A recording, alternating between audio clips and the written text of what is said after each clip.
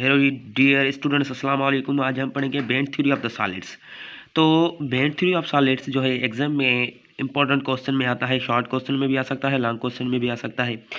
तो band theory of solid के बारे में आज पढ़ेंगे। ये इंट्री टेस्ट ऑफ के बिहाफ पे भी ये इंपॉर्टेंट टॉपिक है।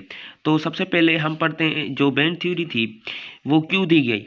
वो इसलिए दी गई क्योंकि सबसे पहले हमें पता है कि बोहर का मॉडल क्या था कि एक एटम का न्यूक्लियस है, उसके इर्द गिर्द जो है इलेक्ट्रॉन मूव करते रहते हैं। ठीक है, उसके इर्द गिर्द इलेक्ट्रॉन मूव करते रहते हैं। ये बोहर थ्योरी थी हाइड्रोजन के लिए। और हाइड्रोजन क्या है? हाइड्रोजन है गैस। ठीक है, तो यानी बोहर की थ्योरी एप्लीकेबल थी सिर्फ गैसेस के लिए। जबकि तो सॉलिड में क्या होता है, एक इलेक्ट्रॉन जो एक एटम है दूसरे एटम से अटैच होता है, ऐसे उसके इर्द गिर्द इलेक्ट्रॉन मूव करते रहते हैं, यानी वो आपस में कॉम्प्लेक्स होते जा रहे थे। तो जो बोहर की थ्योरी थी वो जो सॉलिड स्टेट थी उसको एक्सप्लेन नहीं कर पा रही थी, तो इसको इसलिए बोहर की theory not applicable for the solids. Okay, तो उसके बाद band theory of the solid दी गई, जिसमें हम कंडक्टर, इंसुलेटर और सेमीकंडक्टर के बारे में पढ़ते हैं। एक कंडक्टर, सेमीकंडक्टर और इंसुलेटर के बारे में।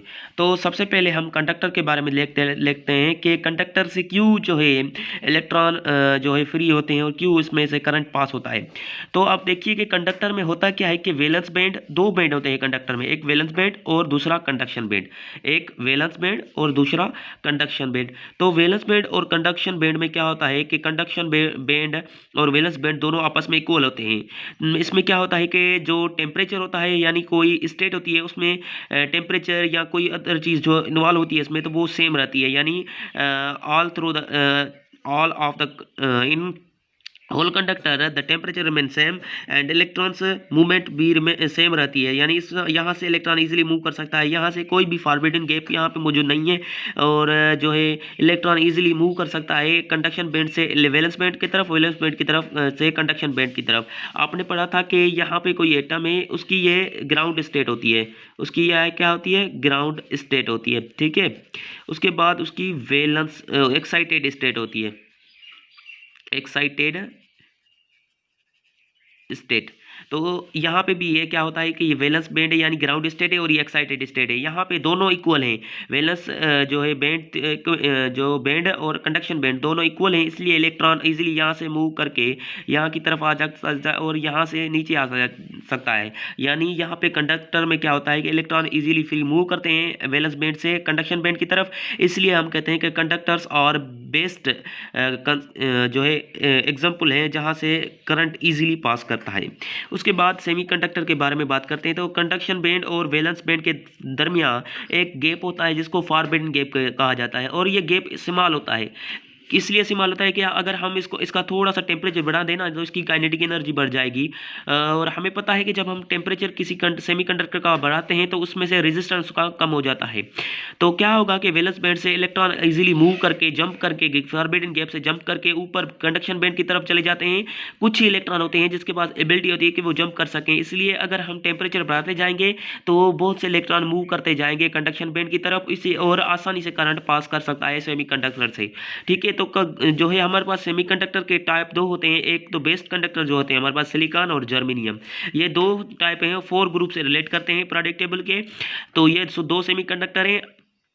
तो सब आपको समझ में आ चुकी है कि सेमीकंडक्टर में वैलेंस बैंड और कंडक्शन बैंड के दरमियान फॉरबिडन गैप होता है, लेकिन वो तमाम नैरो होता है। इसलिए अगर हम उसका टेम्परेचर बढ़ा दें तो उसकी काइनेटिक एनर्जी बढ़ जाएगी और इलेक्ट्रॉन फीज इजीली मूव कर जाएंगे वैलेंस बैंड से कंडक्शन बैंड की तरफ। अब चलते हैं हम इंसुलेटर के बारे की तरफ। तो इंसुलेटर में क्या होता है कि वैलेंस बैंड और कंडक्शन बैंड के दरमियान भी फॉरबिडन गैप होता है, लेकिन ये जो है सेमीकंडक्टर के बिहाफ पे ये जो फॉरबिडन गैप होता है ये तमाम बड़ा होता है, और जो इलेक्ट्रॉन होते हैं वो इजीली मूव नहीं कर सकते यहाँ से यहाँ की तरफ। और ये दोनों यानी जो ग्राउंड स्टेट है और एक्साइटेड स्टेट है वो कभी बराबर यहाँ पे नहीं हो सकती। इसलिए इलेक्ट्रॉन को जो है दुश्वारी पेश आती है, वो इजीली मूव नहीं कर सकता। इसलिए insulator is a bad conductor of the electricity या करंट। ये तो हुई हमने ग्राफिकली समझी, यानी शेप के ब्याह पे समझी कोई ये चीज़ ऐसे होती है ऐसे होती है। लेकिन अगर हमारे ये एग्जाम में आ जाए तो हम इसे कैसे समझेंगे, तो आइए हम इसे समझते हैं। एग्जाम के पॉइंट ऑफ व्यू से, तो हम जैसे कैसे लिखेंगे। सबसे पहले कंडक्टर की पढ़ लेते हैं definition. There is a no gap present in conductor so electrons are free to move that's why current can easily passes. There is a no gap between present in conductor, conductor में कोई भी gap present नहीं होता। आप यहाँ देखेंगे कि conductor में कोई भी गैप वहाँ यहाँ पे प्रेजेंट नहीं है। वैलेंस बैंड और कंडक्शन बैंड आपस में मिले हुए हैं, यानी ऐसे लग रहा है कि इजीली इलेक्ट्रॉन एक बैंड से दूसरे बैंड की तरफ मूव कर सकते हैं, इसलिए हम कहते हैं कि conductor is the best example of the current passing. ठीक है, उसके बाद सेमीकंडक्टर के बारे में देखते हैं। तो सेमीकंडक्टर क्या है, they in this way the narrow forbidden gap is present. इसमें जो है नैरो फॉरबिडन गैप प्रेजेंट होता है between conduction band and valence band. Valence band और कंडक्शन बैंड के दरमियान नैरो फॉरबिडन गैप प्रेजेंट होता है। Few electrons have ability to pass out. If the more kinetic energy gives to the electron, they quickly jump. More current will flow. हम क्या करते हैं कि अगर उसका टेम्परेचर बढ़ा दें तो उसकी काइनेटिक एनर्जी बढ़ जाएगी और इजीली इलेक्ट्रॉन, बहुत से इलेक्ट्रॉन मूव कर सकते हैं फॉरबिडन गैप के ऊपर से जंप करके।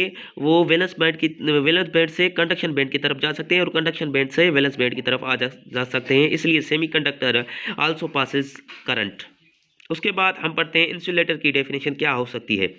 तो इंसुलेटर को हम ऐसे डिफाइन कर सकते हैं, the in insulator valence band is full. Valence band जो होता है वो फुल होता है, while the conduction band is essential empty. Conduction band जो होता है एसेंशियली जो वैलेंस बैंड के आप में एम्पटी होता है। And forbidden gap is fairly large. जो फॉरबिडन गैप होता है तमाम बड़ा होता है। There is no free electron that's why insulator are the best conductor of the current.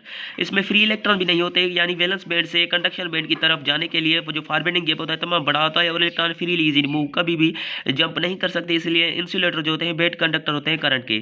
तो ये थी डेफिनेशन। अगर आपको हमारा ये लेक्चर पसंद आया है तो काइंडली आज ही हमारे चैनल को सब्सक्राइब करें और साथ ही साथ बेल आइकन को प्रेस करें और कमेंट बॉक्स में अपना फीडबैक लाजमी दें। अल्लाह हाफिज़।